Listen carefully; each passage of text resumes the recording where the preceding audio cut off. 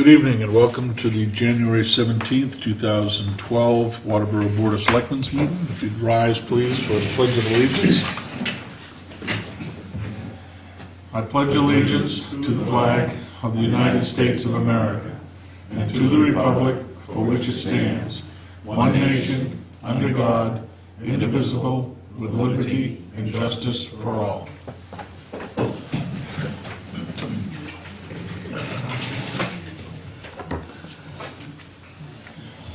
Okay, town administrator's not with us this evening for a medical issue. And ironically, Selectman Gerard is also not with us this evening for a medical issue, but it's not involving her. Her husband had surgery today, and so she is attending to him at this time. But however, she did leave some notes that we'll read a little bit later. We'll open tonight's meeting with a public hearing to receive public comment regarding amending the Waterboro Zoning Ordinance, specifically Section 12.04, Performance Bond, and also to amending the Land Subdivision Regulations under Section 7.1.5. Is there anyone in attendance tonight that either wishes to speak for or against this amendment?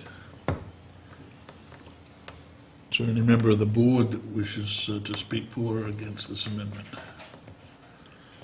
Other than it was a board's request of the planning board to go through and look at bonding and whatnot, and I think they've taken the input from the legal community as well as the different planning groups that support them, and it would appear that it's pretty comprehensive now, the way that it reads. Long time in the coming, so. Yeah. I know that this has been vetted fairly often. It's been back and forth, I guess, a couple of times with us and with the town's attorney. So I'm sure that the people involved did a lot of research on it, and a lot of hard work went into it.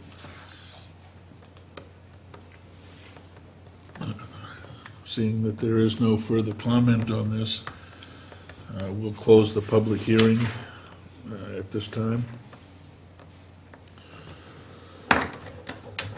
Announcements. Anybody have any announcements that they'd like to make?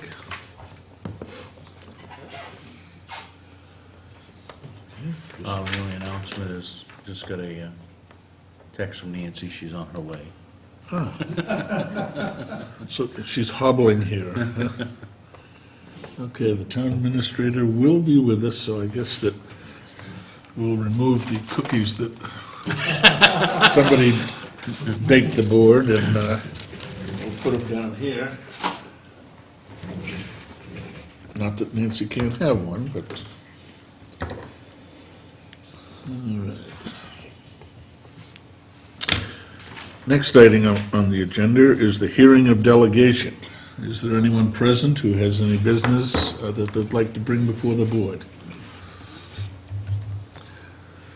After that rounding sense of appeal out here, I guess we'll move on. Correspondence. We do have some correspondence this week. Glad somebody's writing to us and not coming to the meetings and saying anything. We have the Treasurer's Weekly Financial Reports, Representative Libby's newsletter, a memo from the 12 Town Group reference the January 16th meeting, a letter from Dr. John Davis, the new superintendent of RSU number 57, an invitation to the York County Commissioners' open house for the new York County Government Emergency Management Agency facility. And if you're not familiar with that, it's the old York County jail facility on Route 4 that's been renovated. And we have correspondence from Time Warner Cable. It's a routine notice reference broadcaster agreements and programming. If there's anyone that has any interest in any of those items, please contact the administrative assistant to the town administrator or the town administrator's office. These are public documents, and you have the right to view these if you wish.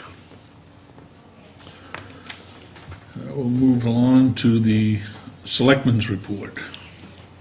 Any Selectmen have anything to report? I did receive one response from the suggestion that a group of people in town, veterans, people who've served in the service, to get together and discuss possibilities of looking at ways of expressing their gratitude for the veterans. And I've spent a couple hours with other groups of veterans in other towns and what they have done. So this is a work in progress, and if there's anybody out there who sees me on the street or down the road or whatever, or wants to email me or call me to get involved and to meet, I'd appreciate it. Very good. Very good. John, nothing? Dennis?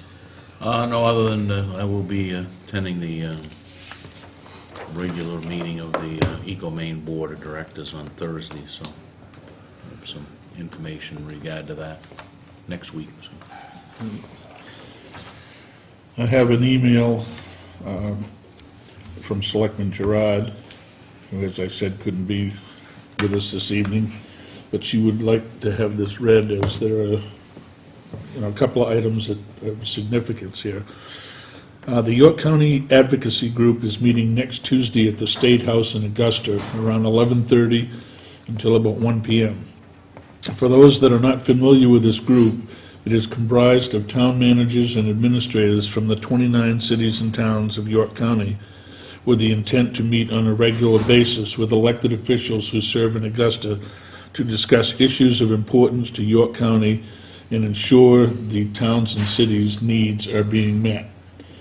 Unfortunately, the small towns are not well represented at these meetings, with the last one that was held 2 weeks ago only being attended by John Sylvester and the large town managers. I know that from a meeting that I attended this evening, that part of that problem was small towns weren't notified, so we didn't even have the opportunity to send anybody. So it's not that we were complacent or neglectful in that area, it's because we just didn't know about it. Part of the rationale for hiring an administrative assistant was so that Nancy would have the time to get involved in these types of endeavors, and she suggests that our town manager attend this meeting, as there's some changes coming up in the LIHEAP program that could impact Waterboro. A bill has been introduced that would change the LIHEAP, and I apologize because I'm not sure what that acronym. LIHEAP, it's fuel assistance. Fuel assistance, okay. That narrows it down considerably. There'll be a change in the program by the State Housing Authority to a block grant type of program. This would require the town to apply for the grant, provide the personnel to manage the grant and expenditures from that grant, as well as meet with and qualify residents to receive funding. This would shift a lot of man hours onto the local communities, predictably at a cost for our staff's increased time and management of the program. It is unclear at this point what the funding formula will be and how the funds will be distributed, whether or not these funds are going to be upfront or reimbursed after they're expended. So the cost may have a fairly significant impact on the municipal budget. York County Commissioner Bowles was at the meeting and said he felt that county government could easily pick up the responsibility of this program. Other suggestions were that York County Community Action pick up a greater responsibility for the program.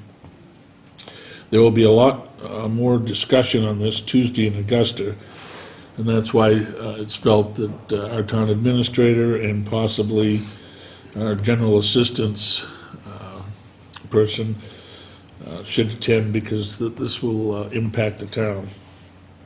Also noted at the meeting was that DOT has put $7 million in a kitty for grants to work on state aid roads and intersections where state roads meet, where town roads meet state roads. The match to the grant is a 50-50 split with a $500,000 cap per project. Not sure what funds are left, but a lot of towns have been taking advantage of this funding. The York County Budget Committee will be presenting their budget to the commissioners tomorrow at 4:30 in Alfred at the courthouse in the first floor courtroom, if anyone is interested in attending. And this is the courtroom that generally, where they have grand jury proceedings. There's also a reminder that the Road Review Committee will be meeting tomorrow evening at 6 p.m. This was a postponement from last week. And Selectman Gerard sends her thanks on that. From my own perspective, I attended the six-town group, which has been meeting the last 4 years to discuss the educational component of the budget. We met the new superintendent and the new financial manager, D. LaBelle. If you're not familiar with him, he came from Sanford area, has 28 years' experience. Bill, who's the outgoing financial manager, is going to be staying on board through this budget period. As many of you know, he left to follow Superintendent Frank Sherbin to SAD 6, or RSU 6. I'm not sure exactly what they call it there, but he is going to be staying around for this budget process. Dr. Davis, the new superintendent's a very personable individual. We had a chance to discuss some things with him this evening. Not going to try to paint any rosy picture here. The outlook for the educational component is going to be bleak. There are areas where funding has been cut completely. There are areas where we won't be receiving any money, such as the stimulus package. That has gone by the wayside, and the state is looking at ways of cutting some of the funding, either in education or Department of Health and Human Services. It could be one or both of those organizations that takes a hit, but with a trickle-down theory being that the municipality is going to be expected once again to try to pick up the slack. I indicated to them that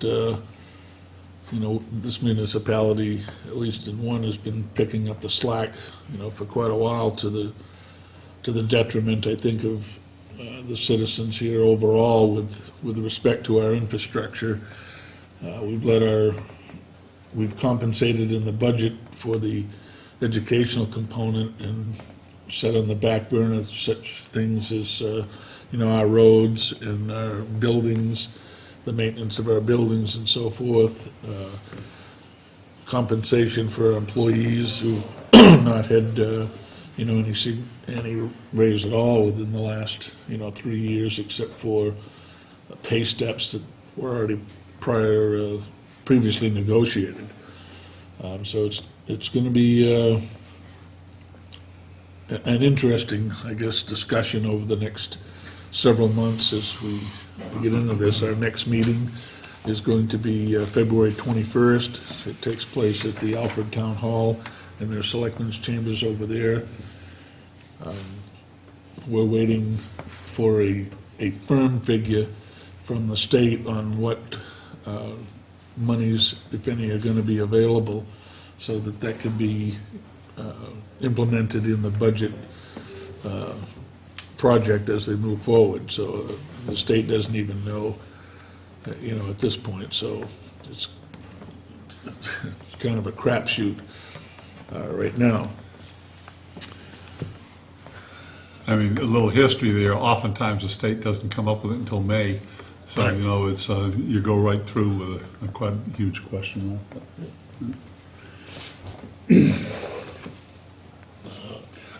Just if I may, I think the LIHEAP program being sent back to each one of the towns could be in looking for a saving of money could cost a lot more money. It's, from what I understand, it's not easy paperwork. It comes down through Maine State Housing, it has. You know the governor of Maine State Housing has had a rift going on for some time. So maybe this is a way of kind of taking something out from under that. Now, that's okay. But as it comes through the state, it's federal money. And federal money, the accountability of it is oftentimes very complicated. And I think, for each individual town to administer this, it could be pretty complicated and take up many, many more man-hours administrating little packages of LIHEAP all over the county rather than having someone like Community Action that has been doing it for years and knows how to make out all the administrative paperwork. It's probably going to be much more effective that way. But that's my thought. I need to talk with my wife, who knows a lot more about it than I do. I think Jack knows a lot more about it too. I've done that program, it's very complex. Particularly when you start trying to find out whether or not somebody is eligible. And you get people who are giving you documents from self-employment and tax records and all that kind of stuff. It's not an easy task. And if they think all these old towns are gonna do it, I think they're kidding themselves. So has this been done on a state level or a regional level, Jack? York County ran it for, I think, the county. County? And they had people like myself just took applications. And then it went to people above us who had to evaluate. And some of it's cut and dry. But some of them, it gets very complicated when somebody comes in with, they're self-employed and they got these documents and this documents and all that kind of stuff. People will try to beat the system, so you need people who really understand it to try to figure out who's going to get money, how much money they're going to get, and in a timely manner. And I think if they talk to York County and the people who've done it levels beyond me, they'll find out it's not an easy process. Looks easy, but it's not. So does anyone understand the background of this? How did this come about? Whose brainstorm was this to change the system?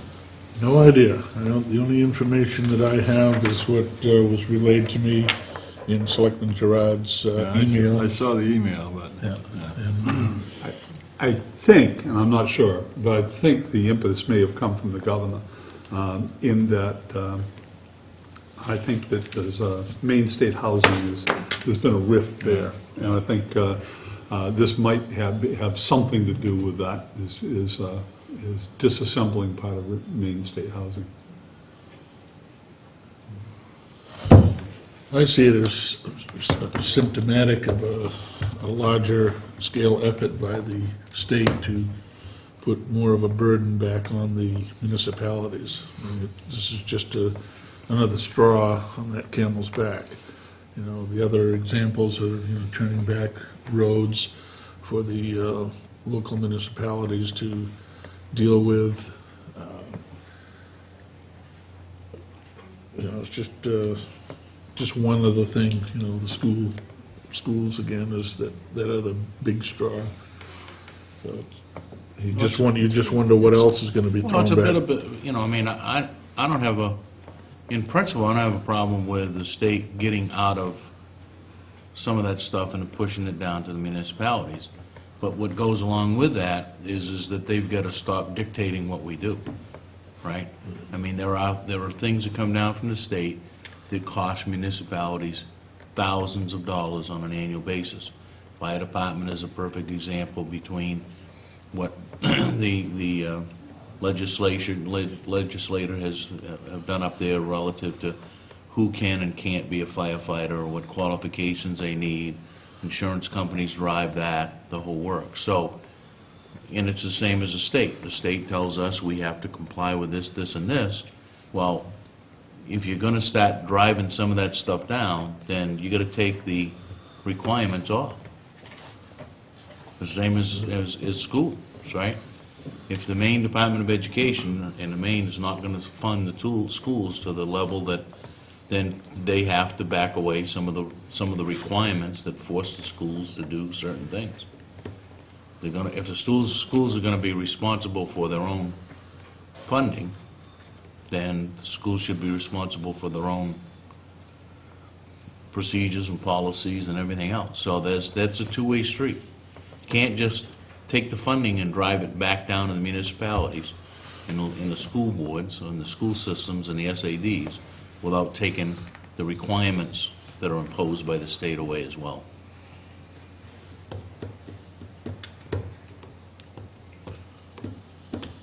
Okay, is there any further comment or from the board? Okay, we'll move along to the town administrator's report. Just fortunately has Yeah. just arrived. Just great timing, huh? Yeah, excellent timing. Still working on budgets, and I have 2 more department heads to meet with, and my fingers are crossed that I'll be able to get, I've started printing some of them, and we'll get them to the board by Friday. Be available. Christine and I will be doing a lot of photocopying, but we'll get them ready. Have you already made plans to attend the... Yeah, I had already made plans last week. To go to the advocacy group in Augusta? Excellent. Are you going to be taking anybody with you? Yeah, I'm gonna ask Nancy J. if she wants to go too. Good, so we should hear some report of some kind at our next, or at the nearest selectmen's meeting after that. And Dennis, you are right about the state, because you will be surprised how many municipalities in the state ignore LD1. They're saying until the state steps up to the plate and pays their share of the school, why should their hands be tied? I agree. So, I mean, and what's the penalty for, what if we said we're not gonna comply with LD1?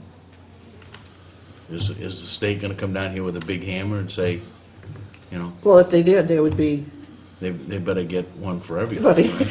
right? I mean, those are the kind of things that drive me nuts, that, you know, it's like they keep pulling the revenue sharing down and down and down. Take it all, but don't tell us what some of the things that we have to do. that's right. They pull that away For from the us. $300,000 that we're getting, which is not, you know, nothing to be, you know, flip about, but the fact of the matter is that the things that they impose upon us cost us more than $300,000. Yeah, they take it away, but then they're telling you, you can't go over this cap. And it's like, most of the municipalities explain it at the beginning of their town meeting and say, this budget is not pertaining to LD1. And they said, so far, nobody's ever said anything about it. But it is true, I mean, who is gonna police it? I mean, probably shouldn't say that, now they're probably coming down with fines. Yeah, but that doesn't make sense, right?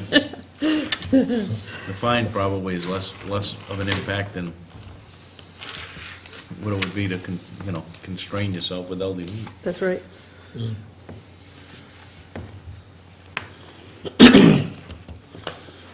Okay, we're fortunate to have with us, excuse me. I'm you out, done? yeah. Okay. We're fortunate to have with us our librarian, who I'm sure will give us an awe-inspiring report on the status of books in the community. Yes, we are inspiring because we've done a lot this fall. Good. First of all, we got our last of our new windows installed in December. It's made a difference in the library. We still have some work to do. It's warmer in there, but we still need insulation in the ceiling, and according to the audit, heat audit that was done, we need some more insulation in the walls apart, so then that'll make it better. So that's on the list for down the line. We do have federal income tax forms, are one of the few places that the government is sending forms to, so if people need tax forms, we have federal forms, and we can copy off the main state forms for people. So if anybody needs it, the post office doesn't have them anymore. Some of the things we've done, the Friends held a silent auction in December I had asked if we could raise some money to purchase ebooks. The state's started an ebook program several years ago, and we didn't have that many people interested in it until this year. Everybody's getting Kindles and everything else. And so we had a patron had donated the $500 initial fee we needed to get into the program. And the Friends held a silent auction in December, and we raised the $300 we needed. We need to raise annually $300, which is put into the co-op to buy books for the program. So we're being set up now, and hopefully by February that'll be all set up. And what'll happen is people can come into the library, get a library card, and then they'll be able to access through our card catalog to the area that will have the ebooks. So it's a program that's been up and running for a few years in Portland and that. So we're looking forward to that. We've had a lot of people come in and ask about it, so that should be good. And we're looking into having someone that will be able to train people on how to download the books and everything, so that'll help. Also through the state, we now have Ancestry.com, which is a program you can do your genealogy on. It's something the state bought so that any library that wanted to could get online with that. So we have that now, so people can come in and start doing their genealogy and looking to see who in their family tree, like they show you on TV all the time, you know, what your family member was way back when. So that's been really interesting to do. People are also able to come in now and sign up for a Portland library card, which they couldn't do before. This way they can access books from Portland free. If you're out of Portland, you usually have to pay for the card, but anyone in York County can come to the library and apply for a card and get a free card. Another nice thing that we had was one of our patrons sent us an email about, it's a series of manga books, it's 23 books, and the company was offering them free to any libraries and nonprofits except for shipping. So a patron wrote me a letter and said, I'd like you to have these in your library. They're Japanese comics. He said, I'm willing to pay the shipping on them. So we just got those in the library, and they're getting cataloged now, so they should be on the shelf in the next couple of weeks. And mangas and the comics have been very popular at the library. Kids like especially Star Wars, Star Trek. Another one is Pokemon. There's a couple other ones. The Garfield books are considered graphic novels now, and those are really popular at the library. They go out a lot. So we're looking forward to have these in. Story hour is going really well this year. We've got about 9 to 12 kids that come in every week, plus their parents. So it's a regular group. Also, Sylvia Davis goes over to the Children's Challenge daycare every Monday and does story hour over there for us, so that's a nice outreach that we have. She has about 12 children there every week. We have a story hour on Saturdays, usually the third Saturday of the month. This month it's going to be on the 28th due to a scheduling problem we had, but if anybody's interested, that's at 10 o'clock on Saturday morning. It's for preschoolers and up. You're welcome to come. Also, we continued our children's game night. We have the first Monday night of every month for preschoolers through second graders. We have a regular group of 4 or 5 kids that come every week, every month to that, and that's been popular. And we've had a request for some of the older kids to do another group with the older kids, especially for the winter with games. And we're looking forward to looking to starting a group for the older kids.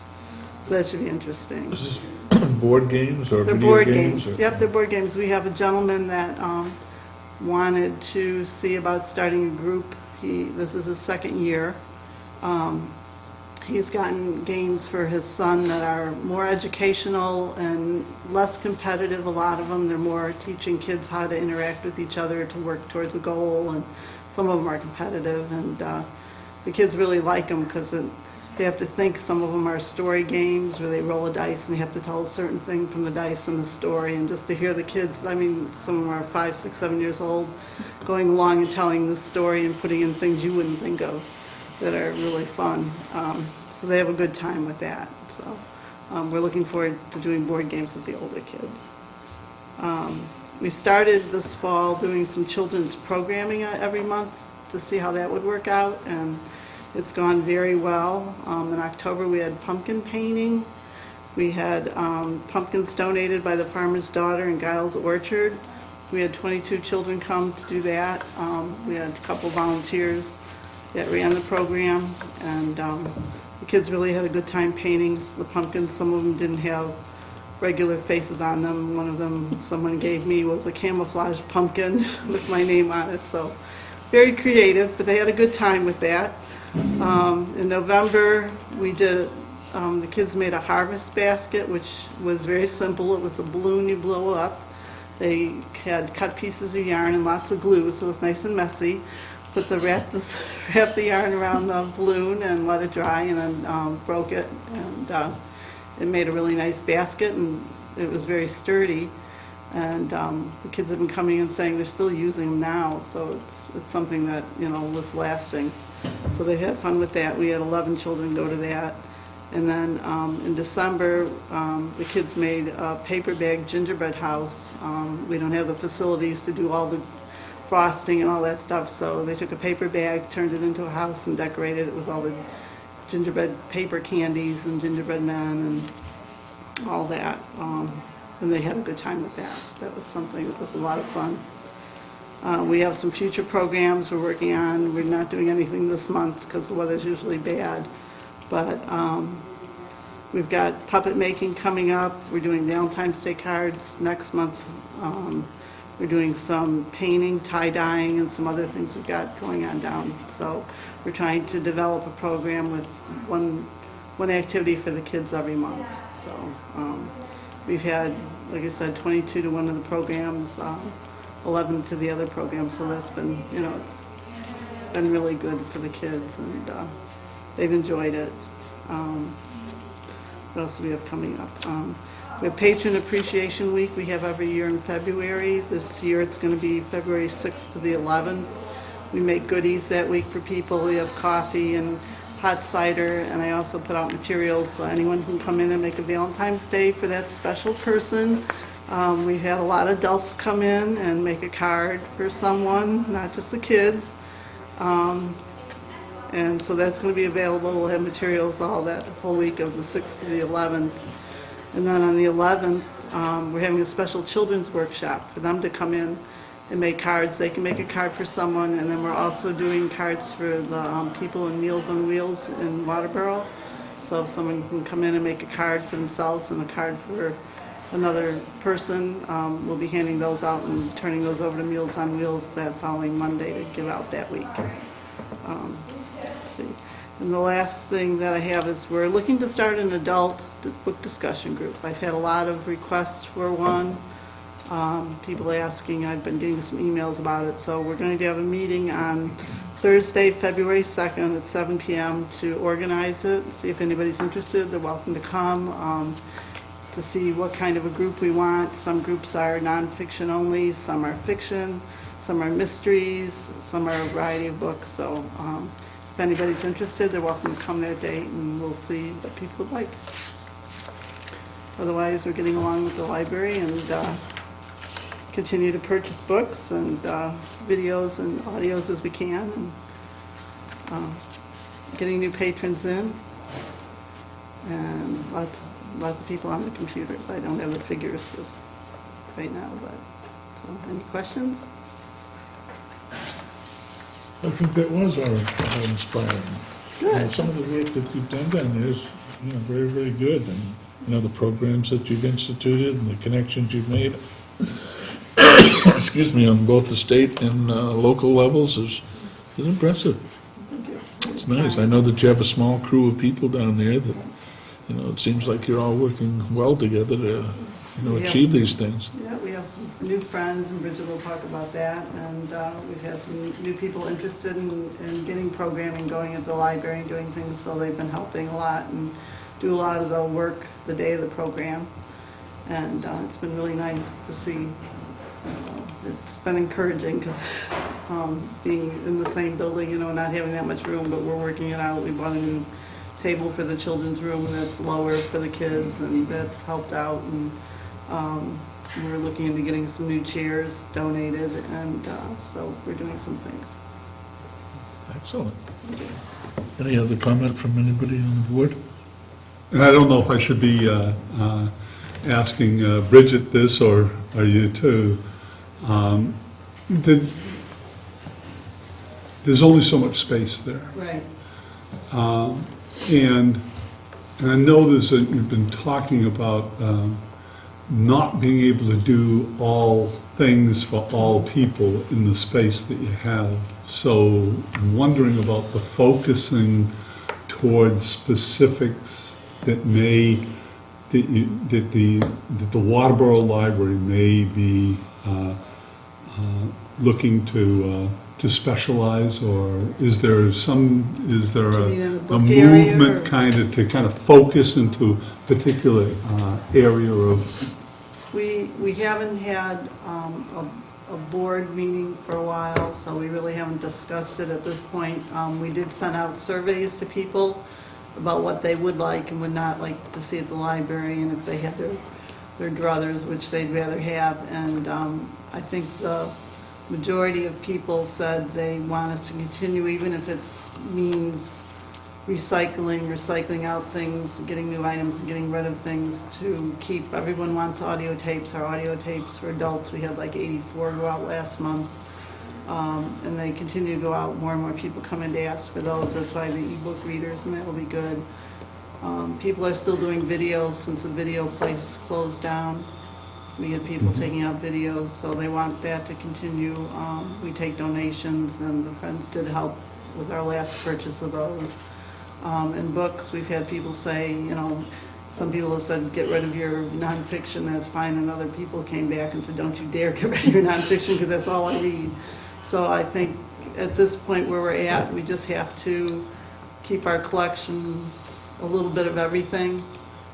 And we're supplementing it with interlibrary loans. We get about 24, 25 interlibrary loans from people, requests every month now, and they can. Portland started so that you can borrow videos and audios, where before they only loaned out books through interlibrary loan. So that's helping to supplement what we have. We do a interlibrary loan with just local libraries ourselves between us, so that if Limerick needs a book, they'll call us and ask us, and Cindy will come over and get it, or if we need a book and somebody else has it, we borrow it. So we're trying to supplement that way. All the crafts we've limited to 25 kids. That's as many as we can fit downstairs comfortably, and that's, we can't go any bigger than that, so we're limited in that space, so we're just doing what we can and with what we have. Has there been do you do anything with like a book swap? I'm thinking, a lot of us get loads of books during Christmas, and as time goes on, you read them.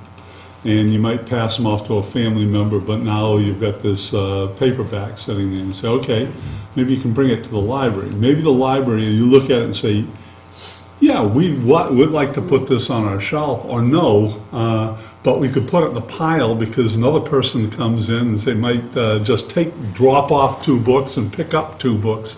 Is there any, do you see any need for something like that, or do you do anything like that? We don't have that. What we do is a Friends project. When items come in, we'll go through them, and if it's something we can put in the library, we get a lot of paperbacks, and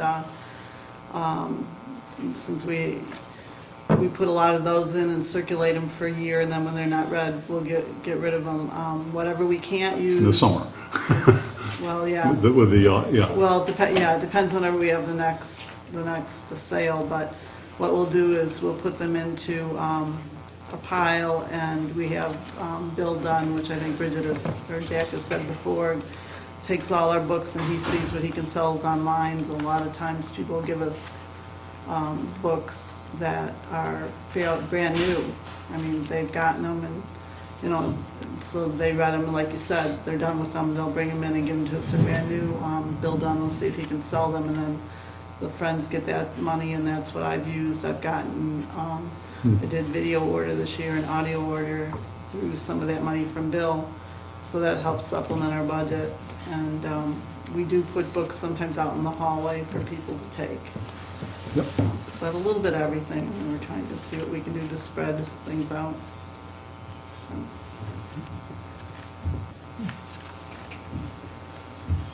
Anything else from the board?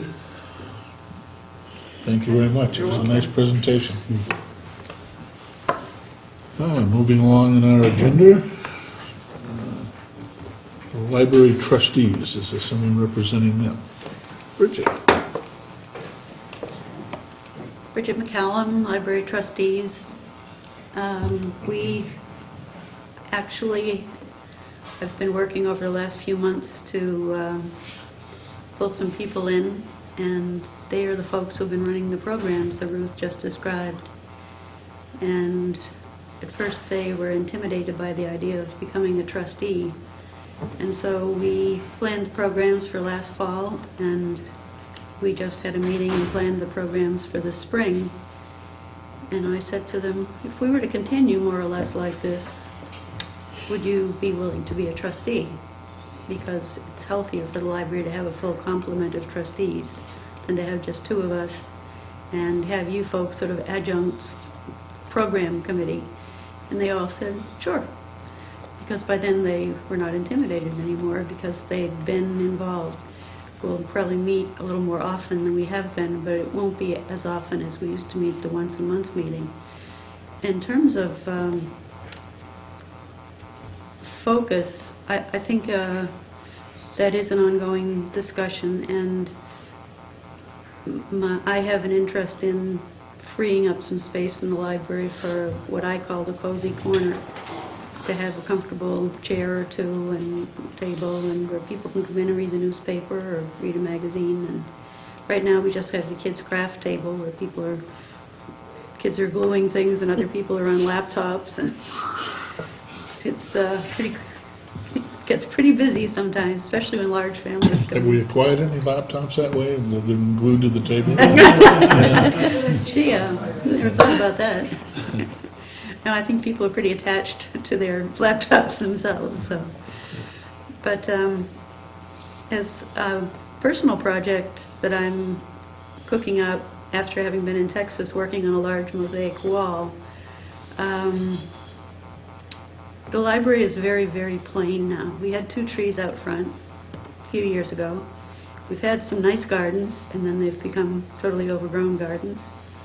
And so I've been hatching a plot, and I'm working on a test piece right now, but I'd like to, if this works, mosaic around the front door of the library next summer, make kind of an archway around the door, in sort of water, sky, tree, rural type scene. And then if that works and holds up over that winter, then possibly do the whole front of the library the following year as a community project. Try to get a lot of families involved, try to get local artists involved in doing some design work, and make it representative of Waterboro as a community in terms of the content of the design. You know, with library orientation also, but not just the library, but a public building of Waterboro town. So I'm about halfway through making a test piece using all the materials that have been recommended, and I'm going to put that out after I grout it for the rest of this winter to see how it holds up. And that may guide me in what I think about for materials for next summer. So if there's anyone who's watching this who has any interest in being part of a project like that, I'd love to hear from you. I'd like to get input, especially from people who have design backgrounds. I am a mosaic artist, but I'm not a trained artist. I didn't go to art school. The design area is my weak area. So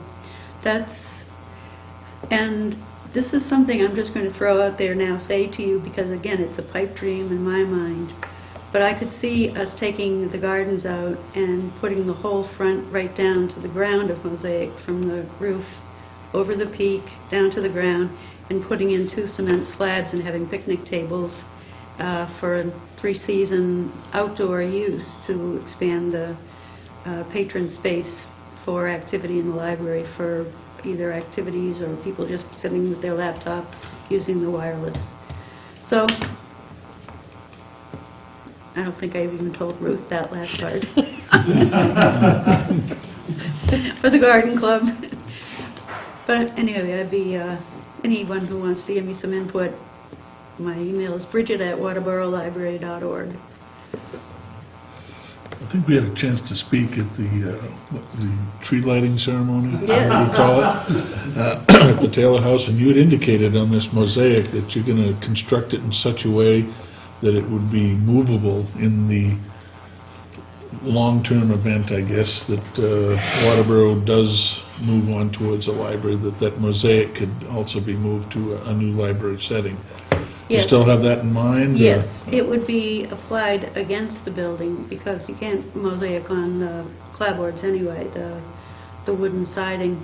So it would be done on probably hardybacker and installed against the building on strapping and then in sections. And then if we were to get an addition on the library or a new library, it could be removed in sections and either a new one built for the new facility, or perhaps parts of this be put on other town buildings if it were deemed appropriate. So I wanted to build some flexibility into it, because we do still dream of having a better facility down the road. And if it's not just library oriented, if we got a new library, it could stay there. If it were senior center or whatever, rec center or whatever else that building might turn into. Bridget, Yes, could you spell your name for, you gave your address, but you have an unusual spelling. that's right. I have an authentic Irish spelling of the word Bridget. The regular way people spell it usually has been anglicized, so it's BRIGIT @waterborolibrary.org. Thanks, Dave. Any other comments, or somebody say something? I think it'd be like a free shamrock with every email. No, I think that's certainly an excellent idea. You think I'm nuts, David? Lovely job, Bridget. Okay. Yes, thank It's a you. good job. Thanks. Excellent, thank you. I am surprised at the people you go by there at night that are up there with the Wi-Fi, sitting in their vehicles. Oh, yes. I had two boys the last week before the snow, that it was a warmer day. I came in and they're sitting out there at the picnic table with their coats on, doing their computers, you know, and the Wi-Fi, and it was like, you can't come in, no, we're fine. They just, Well, there's the iPods that they can Yeah. talk back and forth on Wi-Fi, and the DS, you know, the DS, games they yeah. can play interactively with one another. Although I don't probably see many 10-year-olds down there across the parking lot doing stuff, but, so you need more picnic tables next year. yeah. But it is a very ambitious project. Dream big. I'm going to be Yeah. looking for financial support, design support, and material support. Being that I'm not independently wealthy. But I think the board can give you moral support. Okay, that too. Well, if you could get a list of what you're gonna need, we can put it on the website. Sure, that'd be good. That'll come in time. I have to see how this winter's project works when I put it out until final spring thaw. Good. And lastly on our reports is the Friends of the Waterboro Public Library. I don't have Okay. anything quite so dramatic to talk about. I'll try to I'm be here interesting. basically to let people know that the Friends still exist. We're kind of in the background, we help basically move money around right now. And that certainly helps people so they can make donations and get tax exempt and all that nice stuff from it. And I think it's just really good to highlight what Ruth mentioned earlier about Bill Dunn. He's just an amazing guy. He doesn't live in town, lives in Hollis. And so if folks out there have books that are kind of nonfiction, academic, you figure they're, you know, too heavy or dense to sell at a local book sale, it's amazing what he can get for those on Amazon. I mean, Bridget's had books on qualitative research and that kind of stuff. They're $40, $50, $60, $70. So if you're out there and you have those kinds of books just sitting on your shelf, bring them in as you normally do, and Bill goes through it every week or 2 weeks, whatever he does. And, you know, he brings in $1,000 every 6 months, which is nice. And it's a hobby. He does it for us, he does it for Hollis. So that's basically where we are at this point. At some point, we may get much more active than we are. We're still around. Any questions? There hasn't been any new startling revelations regarding the, any prospects for the new public library? I'm not gonna see it in my lifetime. At least as I listen to the economics, I don't see us coming out of this very quickly. So, to raise that kind of money, I think is just, unless some big company comes by and says, gee, we would just love to build you a new library, I just don't see it happening. I think we have what we have, and we have to do what Ruth and Bridget are doing and make it work as best we can. And pretty much anything else, I think, is just a distraction at this point. Unless you have millions that you'd like to leave to us. That's a The pipe interesting dream. thing, though, I think as you travel around some of these small towns, it would appear that some of these small libraries kind of having a bit of a renaissance, Oh, right? they I mean, are. because they're the only, there's no big things happening, right? Right. So you've got these municipalities or towns that have 2 or 3 little, they might have been somebody's old house or whatever the case may be, but they seem to be thriving, I guess, or at least busier now than what they were I think in they the are. past. But I mean, if you're tight on budget, you don't buy books, so you go to the library and you get them for nothing, If you want to use computers and you let go of all your cable stuff and you want to do job applications, I think it's true. I think the libraries, someone told me that Jennifer Rook on public television did a program on libraries, and they're booming. There's all kinds of activity. And because you get a lot of free services. Yeah, I saw part of that program, and it was really amazing. She was interviewing someone from Augusta, a smaller library, and also Portland Library that recently added on. And these people, it was almost like a broken record. They were saying exactly the same things in the same way, almost, that we were saying back 2 years ago when we were raising money for a new library. That it's a community center. It's beyond just borrowing books. It's the things that these people were saying in Augusta, in Portland, and upcountry, it was amazing that because I don't think anybody got it from anybody else. It was kind of the digging down. This is what you found communities wanted, and it was a way to go. So it was a very interesting program. Well, there are A public little sad in a places- way. There are public places where you can draw people from a very diverse audience to do very diverse programs. And, I think the more we can get people in town to start working with Ruth and Bridget to imagine different kinds of programs that you can do with limited space. Depends on getting people to use their ingenuity and share their talents and see where it goes. So anyway, we'll see you in a few months. Thank you. In the spring. In the spring. Okay, having dispensed with the reports, we'll move now to new business. First item on that agenda is to discuss and vote to amend the Waterboro Zoning Ordinance, Section 12.04, Performance Bond, and amending the Land Subdivision Regulations, Section 7.1.5. What is the pleasure of the board? I will move that we accept the revision of the ordinance as stated in the article.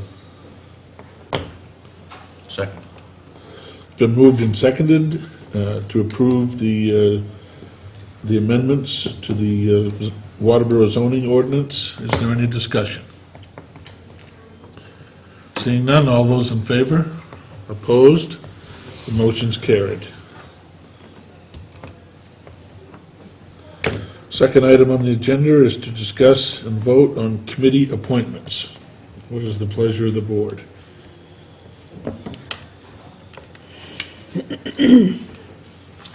I move that we accept the, 1, 2, 3, It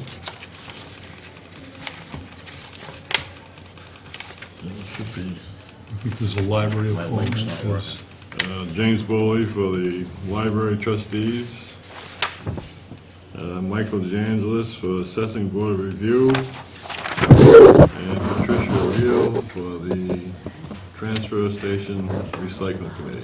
I'll second that. It's been moved and seconded to approve all the appointments to the committees as outlined by Selectman Woodson and that contained in our packet. Is there any discussion on any of those? Okay, seeing none, all those in favor? Opposed? Motion's carried. If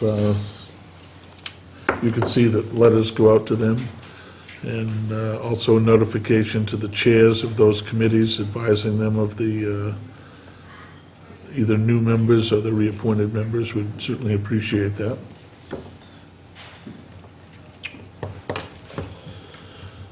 Okay, the next item on the agenda is to discuss and vote to approve the applications for the Waterboro Eagles for games of chance, licenses for sealed tickets, daily pool, and cards. This is a two-part item under new business, because the second part of this is the Waterboro Eagles has requested approval of a blanket letter for those chance licenses that would extend through 2015. So we'll deal with these issues separately. And the first part of this will be to approve the applications for the ensuing year. What is the pleasure of the board? Has there been any issues or anything? Nothing that I know of. No, I would move that we, and these are renewals, right? Right. But it's a new, Can I see the application? I was thinking there was something, well, the games of chance, really that are controlled by the state of Maine. So I would move we approve the daily, yeah. as they call it, the daily pool, cards, and the sealed tickets Yes. for the year ensuing.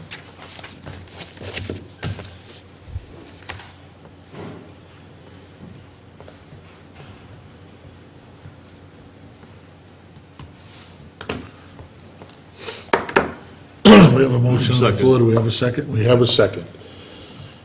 Motion, excuse me. Motion's been made to approve the applications for the sealed tickets, daily pool, and cards for the Waterboro Eagles. Is there any discussion? My only discussion is that, I don't know whether we send them a plight letter with a strongly worded letter to follow, but the fact of the matter is they're in here on January 17th approving licenses that take effect on January 1st. So I would hope that they're a little bit more prompt next year in getting the approvals before they expire. Because it goes. Or have they been gaming for 17 days illegal? Well, that's not my, I guess the state has to monitor that, but this license goes through 1/1/13. That's what they're applying for, 1/1/12 to 1/1/13. I would hope next year they're here in December, not in January, but Oh, is that what the second part is about? Well, that's, so they wouldn't have to come back for 3 years, but that's another issue. We can only assume that for the first 17 days of this month, there was not any activity at the Eagles Club. They were just sort of sitting there, just chatting. So, is there any other discussion? I know that Selectman Woodson asked if there'd been any issues down there, and I haven't heard of any. None has been reported that I'm aware of, and generally, we don't have our CEO and fire department person go down on these type of license applications to do a check that usually has to do with, liquor licenses and, that type of thing, to see if the establishment complies with the electrical code and the fire extinguishers and all that, but Typically, we've done that when we renew their licenses, right, for liquor license and all that kind Right. of stuff. yeah. So without fear of contradiction, I would say on that, Dave, that we haven't had any Okay. comments on it. Is there any other discussion? Seeing none, all those in favor of approving these licenses on a yearly basis, just for the ensuing year? All those in favor? Opposed? That motion's carried. Second part of this item is to discuss and vote on a request from the Waterboro Eagles for a blanket letter of approval for chance licenses from January 1st, 2012 through January 1st, 2015. What is the pleasure of the board? That I have more problem with. I'd rather them come yearly, and because if there is new management there and the gaming isn't, there's problems, and then I'd want to be able to not have to rescind something that would grant it for 3 years. So I think that, it's no big deal for them to make the application yearly, and for us to at least have the opportunity to think about the operation and how it's doing. I would agree. The other concern that I have is that this letter, the way they've got it formatted, would cover the following licenses: sealed tickets, daily pool, and cards, which we just approved. But in addition, they have video poker. And I don't believe we approved the video poker this evening, nor was it submitted. Unless there's one buried somewhere.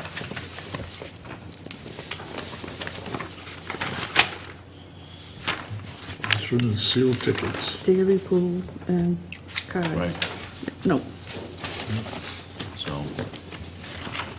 I'm not sure it's appropriate to make a negative motion, but so I would guess probably the motion would be, I move that we table this indefinitely. So, I'll second that.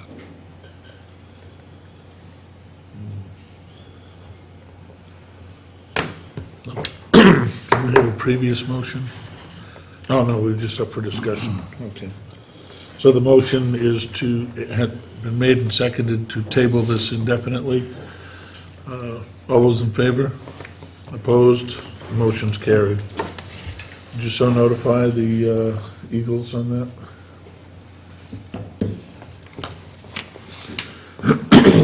Item 5 on the new business is to reschedule our second quarter budget review.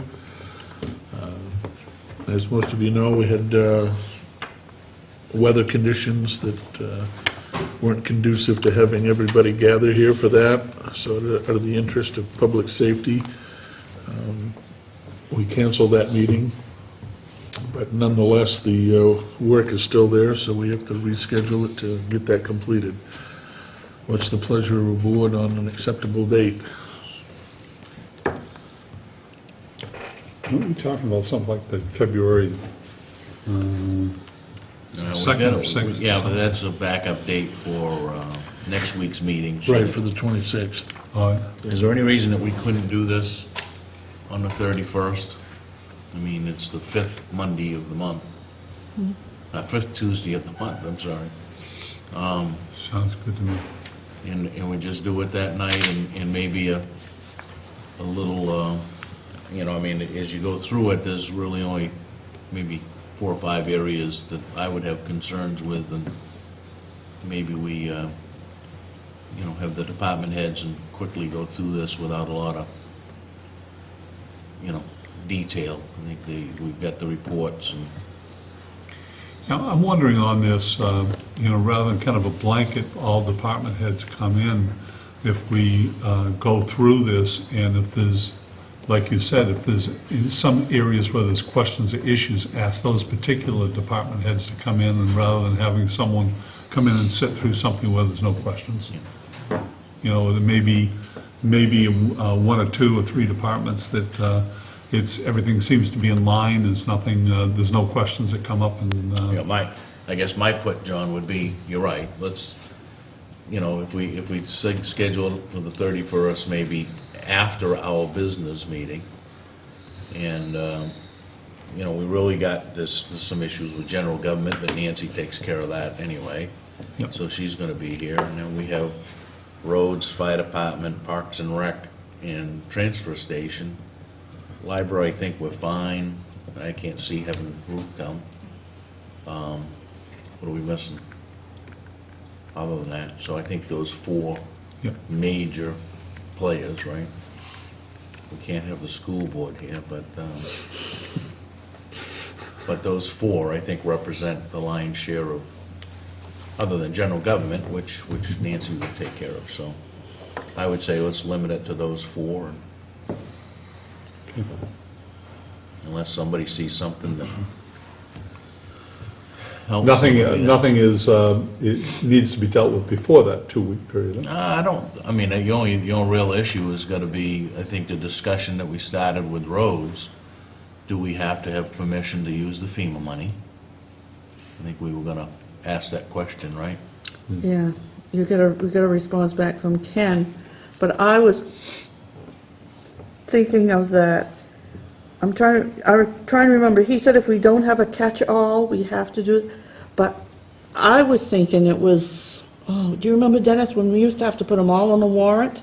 And the legislature voted that out, and the, Right, but I thought that you had to have at least one article that said, there was a catch-all that said, any monies for the state, maybe there is something that changed. I gotta look at, I know we used to list them, yes. right? And then there was a change. The legislature changed it. They changed it so you could have a catch-all that said any of these items, right? No, I think they even did away with that And maybe one. they've done away with it, I'm not sure. Because they even but did I away think- with, if anybody donated anything, we used to have to list everything. Right, I think we need to answer that question, right? Do we or do we not have to, and I guess if Ken's position is, if we don't have a catch-all, then we probably do need permission to, if not, you know, we're Julie said tonight that the money is in, a big piece of the money has come in from FEMA on Irene. So, you know, that funding is here, and it's, you know, pretty no-brainer to start to act on that. But I think, and I'm not sure we gotta rush off before the end of the month and say, hey, let's have a special town meeting. I think we should, at that meeting, discuss what it is we're gonna, and maybe that's a part of it, is if roads needs a vote, that at that meeting, we should put in place what we're gonna vote on in a special, what are the things that we need, because there might be more than roads. And then, you know, target that night for, on the 31st, we'll make a decision when the special town meeting is, to deal with that. That would be my suggestion. Just a comment on last year's, from what I've seen, we made a real good decision to buy a truck and plow our own driveways. I see the job that Tommy's doing out there, it's pretty good.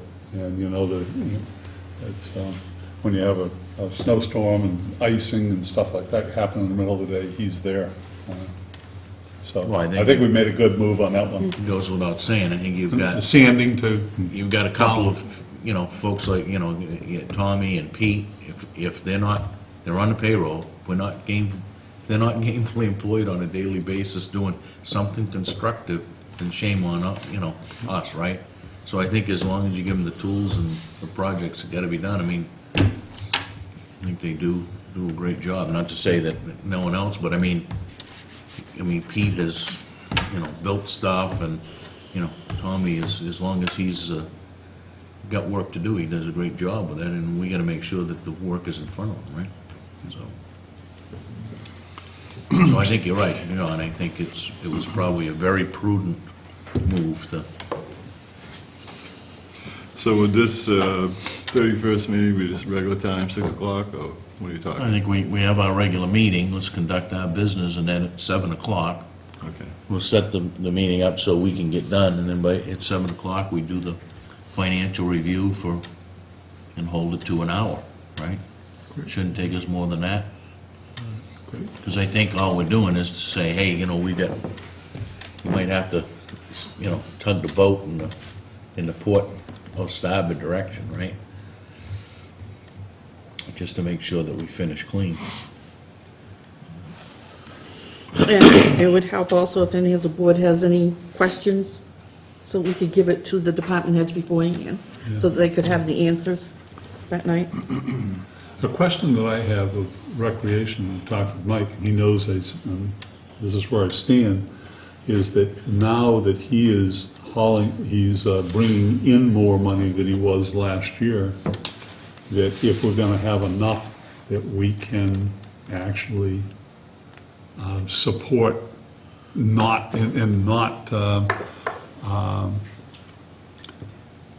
pay and not collect money for next year's programs in May and June to satisfy this budget? Are we going to have enough surplus so that the money that we collect in May and June goes toward the FY13 budget? Then you're gonna have to have a warrant article for that. Right now, it doesn't. Yeah. Right now, it's clean. Whatever's there goes in the surplus.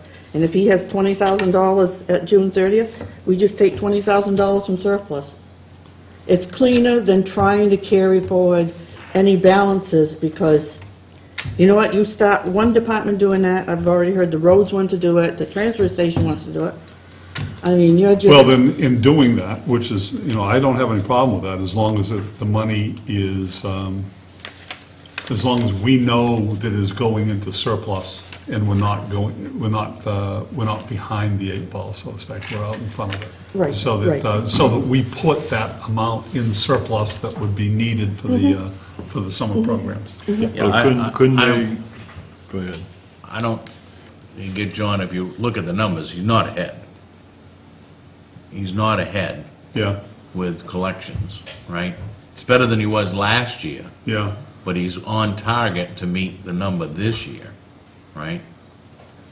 So, I mean, what concerns me is his program expenses are 68% spent already.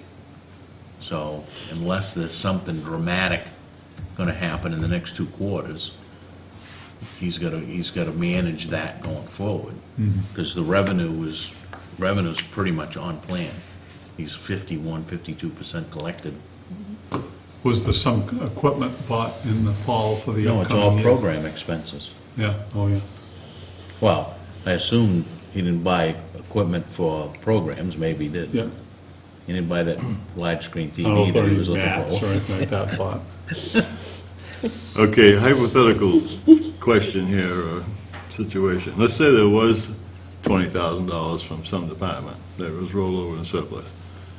Could you not then say in the warrant that it will come out of surplus? Yes, Sure. yes. So, I mean, Instead of having, because we have that article to be zeroed out except to be carried forward. And, yeah, Yeah. it's more clean if you, even the auditor has said, if you cut it off June 30th, take it out of surplus, and then, So if you have a chunk like that, rather than the 300,000 that we were gonna bring forward in surplus, you put 320,000. Right, right. And some of them we vote until utilized, because like with, well, for instance, the ballot counter, we put it in to carry forward until utilized, and when that fund, we can just keep going until we use it. Yeah, you don't have to do it every year Yeah. if you word it that way, right? So, I'm good with, if we do it the 31st, we just set it up, we'll start it right after our business meeting, invite the finance committee to participate. We're all in agreement on that date and time? And the weather looks good that day. Oh, you looked it up. Well, good. We've heard from Ben Franklin here and his Farmer's Almanac. Christina, if you'd keep us on task so that we don't put too many things on the agenda for our business meeting that night, would be appreciated. So I know sometimes we can lose track of how many things we got going on at the same time. Okay, we'll move on to old business. Discuss the town report. What's the pleasure of the board on that? We just wanted to make sure that we didn't miss anybody, right? I mean, we talked about dedicating it last week, so.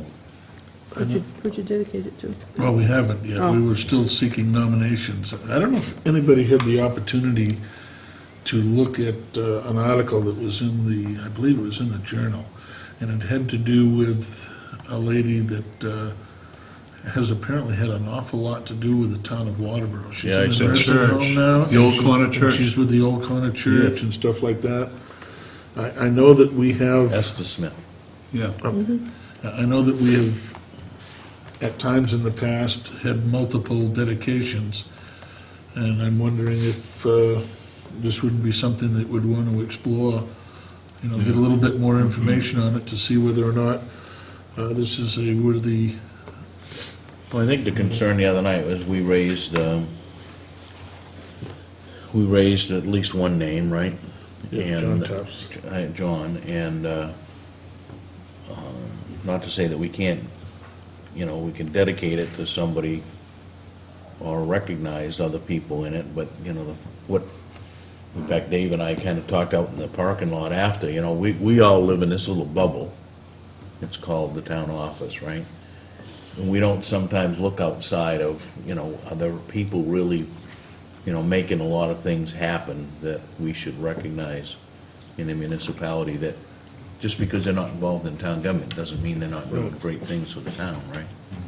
So I think that was really I think there was a great article written by Bill Nemitz on her. Yes, it's Portland paper. That's right. And it was, Linda Hanscom, who lives up next to me, had a lot to do with that. And so they collected essays from Estes that had written about her childhood in Waterboro. And which is the interesting piece there is she's 94 or something like that. Yep. And she's in Sanford. And she was talking about a teacher who was 106 and still alive. Wasn't she also in Sanford? too. Yeah. So anyway, she has a group of essays that she had written. They used those essays to collect money for the Old Corner Church, restoration of the Old Corner Church. So I think it would be at least a recognition in there of her. David brought this up. Can't we recognize living people? Well, here's one. I think it would be a good move. But the other thing that struck me was the very thing that Dennis was talking about, was this is somebody that's not necessarily connected with town government. And That's right. It's outside the bubble. So we can, burst the bubble here and, take a look at some other people that have made, contributions to the welfare of the community as a whole, either by, word or deed or... Contributions to the Historical Society. It's right there. Right. And this book, I believe, is available for purchase, and it will help fund the running of the Old Corner Church, so. We have some here. Do you? $20. We have copies of the books here? Ah, excellent. The almost. They're almost sold out. Yes. Really? They went like hotcakes. So we need a second printing then. Right? You can just call Linda, she said she can bring some more down. She doesn't have any more. She doesn't have any more? They're sold out. Really? Yeah. I would, I'm requesting one right now, okay? So, Yeah, definitely. I think Linda If we can Hanson get on might the, do a if help we can there. get this on the New York bestsellers list, we can probably make some, How many do we have left, do you know? Last week, I think we were down to 2, so I don't know if they've Well, sold them. they- I'll check. they If printed- There's they- one left, I'll put your name on it. They did 250. is that all? Wow. I've got the article up here, I'll email it to, you have the Nimitz article? yeah. Oh. Yeah, send me a copy of that too. Helen Wentworth was the other lady. Helen was 106, or is 106. I'll send it to Christine. It was a very interesting article, and I mean, it certainly should bring some smiles to people on the different things that the kids did and how they behaved and how they harassed the teachers. Nothing's changed. Oh, yes, it Is has. it the wads of chewed Used to paper have that you used to they could see? use the ruler. Oh, yeah, the teachers retaliated. Oh, yeah. Yeah, I remember Mrs. Burdine, she could use the ruler. You bet, I got the ruler a few times. Probably missed the episode of the Today Show when Will and Scott was talking about their birthdays, you know, so. 106, that's an achievement in and of itself. She probably attributes her long life to the fact that she never watched a selectmen's meeting or something. Or she watched every one of them, you never know. Anything else to discuss on the town report? We should pick a date here to finalize this so that we're not discussing the town report into April, that we actually make some concrete moves to, you know, have this published sooner rather than later. So what is the pleasure of the board on that? I'd say give us a couple of weeks, let's nail it down on the 31st, and the rest of it can all be in the works, right? Which it should be. Yeah, we can send it out. You must have received some, haven't you, Christina? You received some? I've requests? received, I think, 3 letters from like senators and representatives. All right, so we're gonna nail this down on the same night that we have our budget meeting then, as part of our business meeting. Yeah. Okay. I'll call it finalized town report plans. Yes, thank you. Because I think to do otherwise would just open up perhaps for more criticism. I'm sure that there's some out there already that we're not moving fast enough. But I don't want to rush into anything and have a poor product come out either, so. We'll move on to item 2, discuss the January 26th meeting with all board and committee members. And I think that we left it that, have you had any luck with the Maine Municipal Association and the town attorneys regarding some of the topic elements that we Yes. wanted to discuss? Ken is coming, and he's already sent out the packet for right to know. Did you get a copy of that one? Yep. All right, that takes care of one item. Is MMA going to be in a position to help us with conducting a meeting and conflicts of interest and, you know, things of that issue? Ken can handle all of that. Ken can handle Yep. conducting a meeting and the importance of agendas and minutes and... Good. Did you say you do have someone there? Ken's coming, yep. Who's? Ken Cole. Oh, yeah, but I mean, as far as the effectiveness of meetings. Yes, he can do that. He and Natalie, or one of them will be out. I don't know, did Ken say he's coming, or did he say Ken Nat? said he was He's coming, yep. Yeah, I was thinking of it more of almost more like the woman that we saw up in at the that made the presentation from MMA on that, that is, rather than kind of a legal perspective, more of an effective PR perspective. All right, let me check. We'll check with it tomorrow. I gotta think of her name. She was excellent. Yeah, she If we was. could get her See if she for can come an down. hour, she'd wake people up. Can you get us an email out on that? Well, how much time is this, I mean, how much time are you talking about this, for this meeting? You're not talking more than 2 hours, are you? No, shouldn't be. We'll bore people to tears if we do it any more than that. We're gonna have- Hour and a half, You something know, like we're that. gonna have an hour with the The chairs. chairs, and then we're gonna have, I would say, an hour with the folks. Anything more than that, they're gonna be headed out of here. So am I. And, yeah. Might have to have a Zumba demonstration, Yeah, well, keep everybody awake. In the middle. The 26th, is this a meeting that we established for 7 o'clock? The first session's at 6. 6 with the chairs, 6 to 7, and the general meeting is at 7. 7. And the snow date is the following, or the February Second. 2nd. Groundhog Day. And we'll see how much participation we get at the 7 o'clock meeting, now that everybody's had time to, get home and, get here on time for that. Quite a few have joined us here tonight. After seven. Yes, I see that. The audience is pretty invisible, but, okay, moving on. The last item under old business is a status update on the Eagle Scout project. no communication, so I'll have to prod them again. So it's on the follow-up, so we'll just leave it on the Yeah, pending items.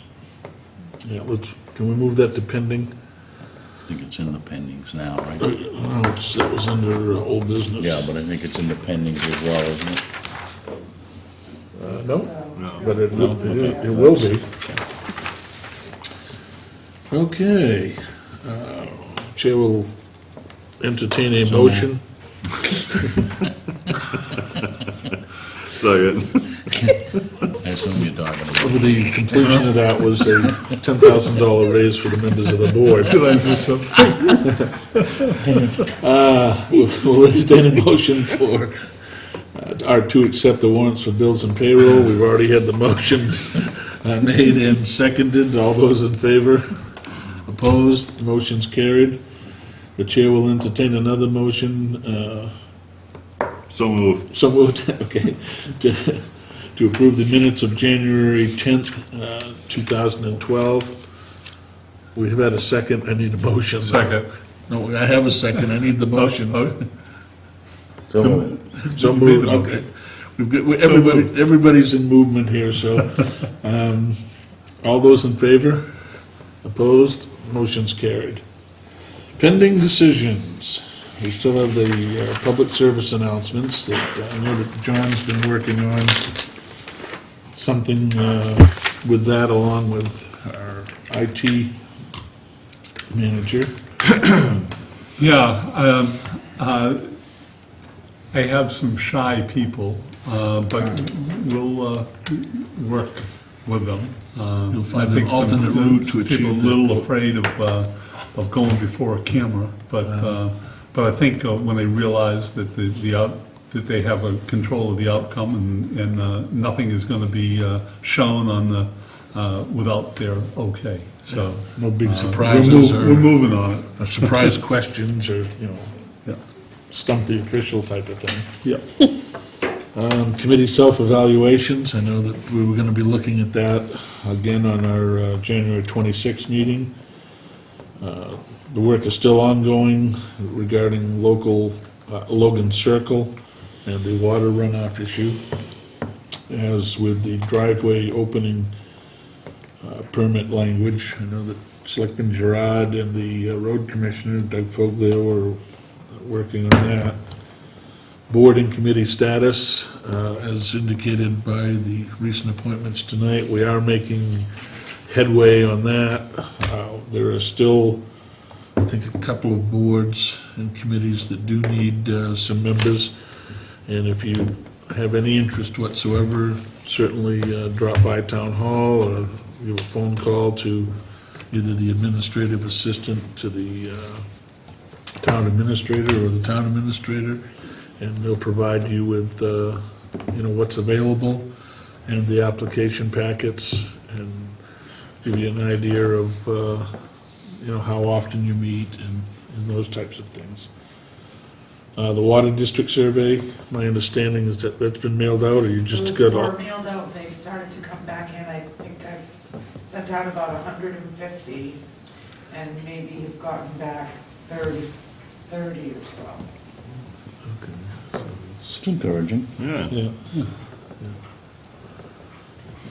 Yeah, if you get back 50% of what you send out, you can classify it as a success, because, but, And Steve Levy is out of commission for a little while. Like, he had his hip operated on, so, And there were some complications. yeah, there were some complications, so he hasn't, And the frontal lobotomy at the same time.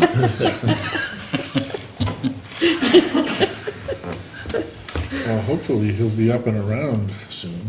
I know that those can be sometimes particularly painful. He's got a pretty good staff up there, though, so. Staff of about 2, I think, in his office, but they do a lot of work, they really do. yeah, he said he's working from home too, but he just can't get up and motivate yet. Well, we'll have to get one of those kids at the library to sort of glue his laptop down for him so that it doesn't move around. The Water District office space lease, how we, I got the letter going out to them, went out to them, but I haven't heard back from them. okay, so we have a letter that, and we're waiting for their response. Okay, the week's action list. We already had something, I think, brought forward on that. Any other ideas on the? When can we be, the planning board is requesting a joint meeting Yes, with the board. today. I think they want us to meet with them on Wednesday night, probably. The first and third, yeah. They would like to meet on Wednesday, January 18th at 7 PM.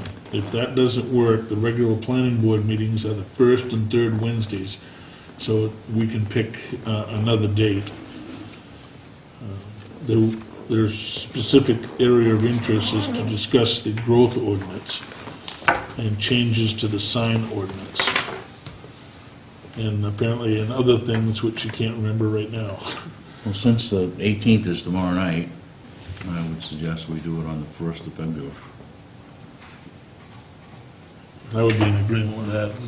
Tomorrow's giving us just too short of a notice to do anything.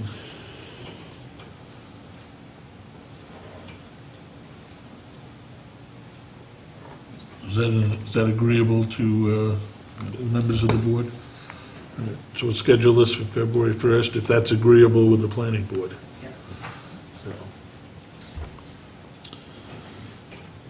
All right. Discussion of agenda items. Anything that, I'd like to just put on there, we don't have to act on it tonight, but put it on so that we can at least have the discussion next week. I think it would be nice to have a sit-down with the Charter Commission and talk through where they see, they're now, granted it's November that we're going to vote on a thing, but it would be interesting to see what tack they're taking and whatnot, because I think it might be beneficial to us to, as we go through the budgeting process, to keep some of that in our thoughts, right? Even though it's still going to be a vote, and who knows what'll happen with a vote, but it would be nice to at least See have the an bigger picture. Have a understanding of. contingency plan. Yeah, I mean, what are they gonna propose? Is there strong support for those proposals from them, et cetera, because they're really the ones that'll drive, acceptance or non-acceptance, right, by the voters. So, I mean, we don't have to have it, all I'm suggesting, let's put it on for Tuesday night for a discussion of setting up a meeting with them anyway. Anybody have anything else that they'd like to see on next week's agenda?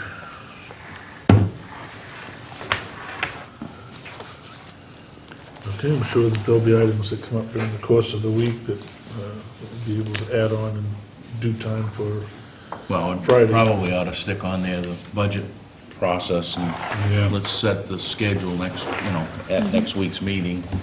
Nancy, you should have everything right, and then we can kick off what we're gonna do. Yeah, we should set up our meetings. Now, is it next Tuesday, Nancy, you're going to Augusta? So you may or may not be back? or- Yeah, I think it's over with at 1, Oh, okay. 1 to 2.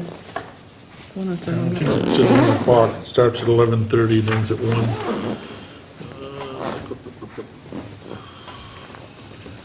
Yeah. Tuesday at the State House, around 11:30 until 1 PM. About 1 PM, so I'm sure it could run till 1:30. Yeah, and you could get back from Augusta on a sled dog by then.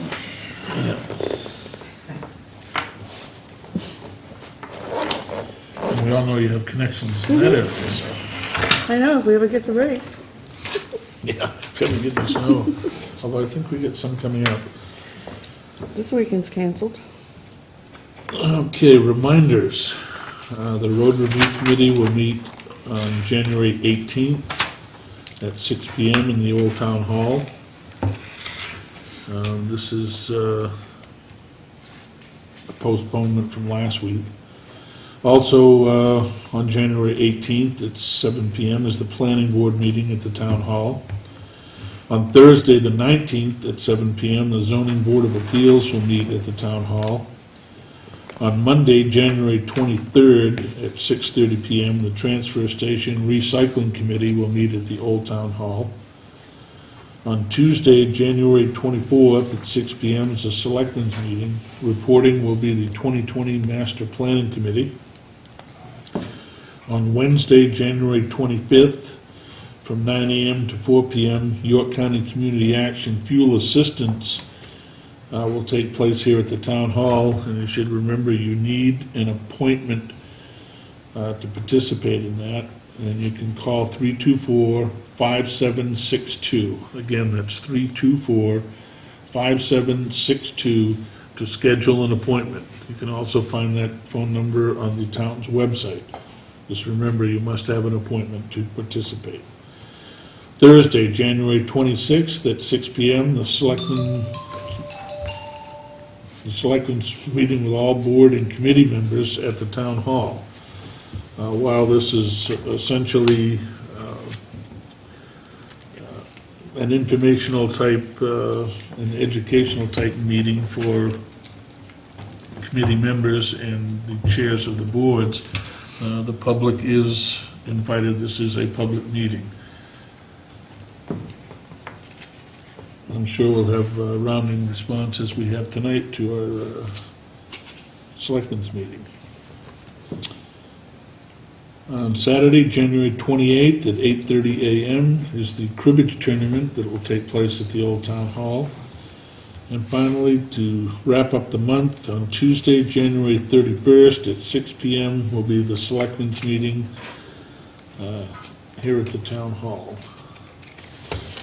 And with that, Well, can I just add one you thing? certainly may. I noticed MMA is holding it in February, February 14th maybe? It's Valentine's Day. They're having that budget workshop that Julie and I went to up to Roanoke in December. They're holding it in Augusta on that date, and it is very full of a lot of information, a lot of good ideas. It is a very good workshop.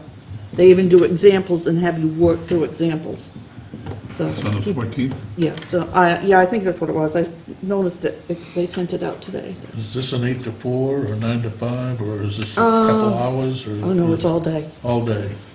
It's all day, but it's very good.